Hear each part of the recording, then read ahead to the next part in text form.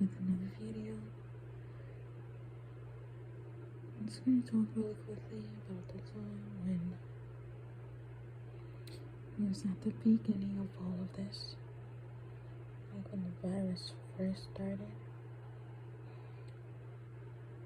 So for the past years, I did infusion treatments for a certain medical thing I have going on.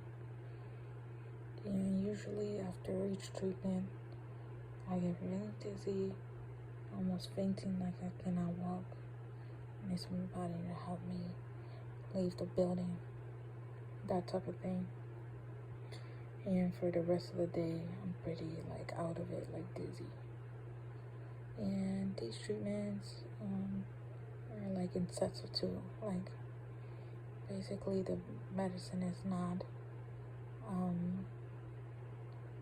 effective if they don't give you the two dosages. Like they have to be maximum a week apart. So I've been doing this for a while. I did see results. I mean, even if when I first get the treatment, I feel pretty crappy the first like 3 days or so, and during the day I get the treatment also. But I did see results. So my energy coming back, felt better. But then this happened. So it's the beginning of this whole thing with the virus. Clinics and hospitals didn't yet have, any like substantial rules in place. Alright, so this is the beginning of the thing. They just made up rules as they went. Each day a different thing.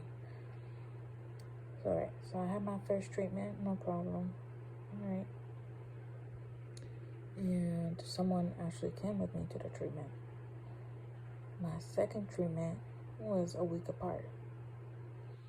So all of a sudden, on the second treatment that they already made my appointment for,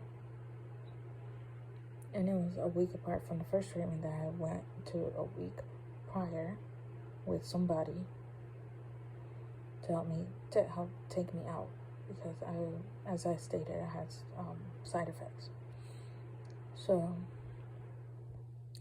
when I go to the second one, all of a sudden they don't want to let the both of us in. I'm like, well, we just came here a week ago. Nobody told me, and these appointments are scheduled a week apart.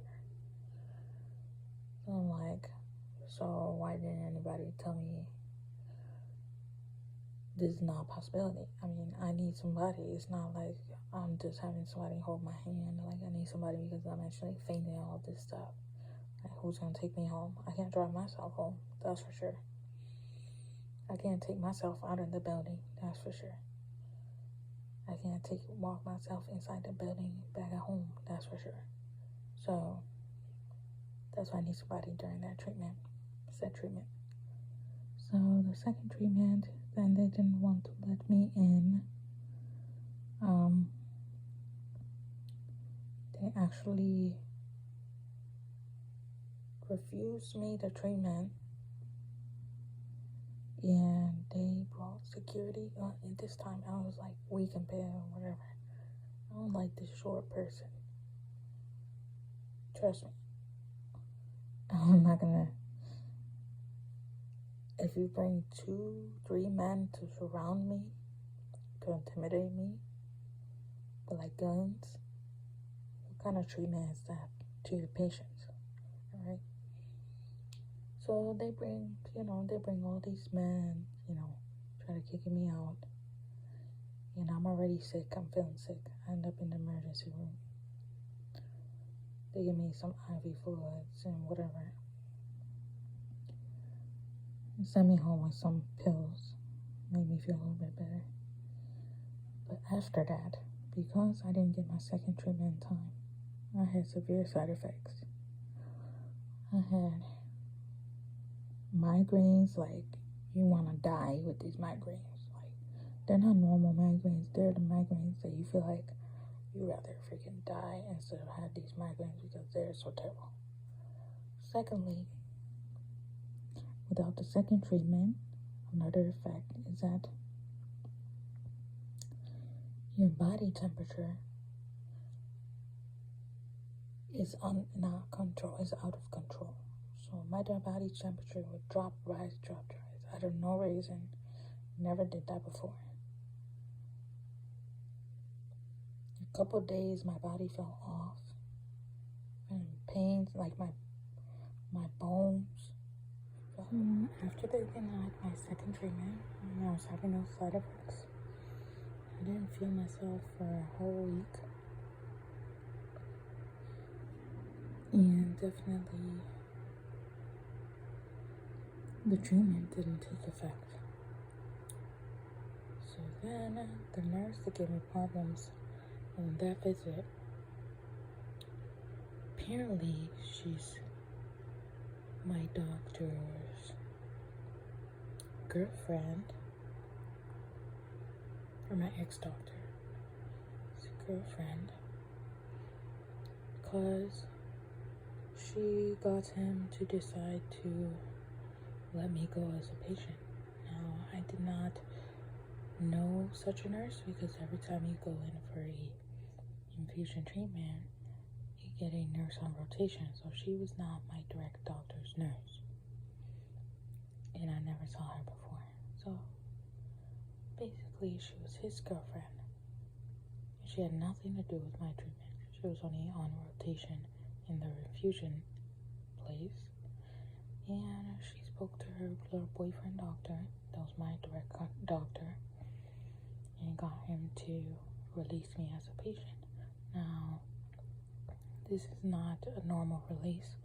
Normally, if a doctor is releasing you, they give you 30 days so that you can find a new doctor. No, this doctor just called me saying that I did something to make his nurse upset, which I did not, which she is actually his girlfriend.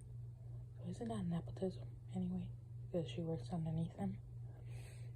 Regardless, so make her upset, which I did not. She actually is a complete liar, and I have witnesses, and I recorded the whole thing. And he just was very snarky, very sarcastic. I said, I don't want you as a patient anymore. Over the phone even. It wasn't even a letter or anything like that. So with this serious condition, then I had to go and find a doctor. So I called my insurance. They're like, yeah, it's a bad situation. You can make a complaint, etc. Of course, they sided with these people on their complaints because these people have money and power. So I found my new doctor, made the appointment. They wanted to see me 2 weeks later. So I was glad about that. At least I got a doctor pretty soon. Well, my old doctor took the time to avoid me getting a new doctor. So basically, he called himself this new clinic and told, even though I had an appointment already set, etc., told them to not see me as a patient. So this doctor took it upon his hand to not only deny me treatment, but to impose himself on further future treatment from other doctors by having them cancel my appointments and deny me future treatment from a new doctor. So that's exactly what happened. Then I had to go somewhere far away, somewhere else, and I had to transfer my records. Long story short, I didn't get another doctor for another 2 months because the doctor did all of this for his lovely nurse working under him, which is nepotism, by the way. And not only did this hospital accept it, the state accepted it, the county accepted it, the insurance accepted it. You know why? Because they have money and they have power. And doctors don't care about their patients. This person is a highly paid doctor, does not do work. He has students do the work for him. He just sits in his office and manages students. He doesn't directly treat his patients. He just pops into the room says my student told me such and such, and that's it. So this isn't an actual doctor, but he's highly paid, you know. So they won't really drop heads if someone's at the top.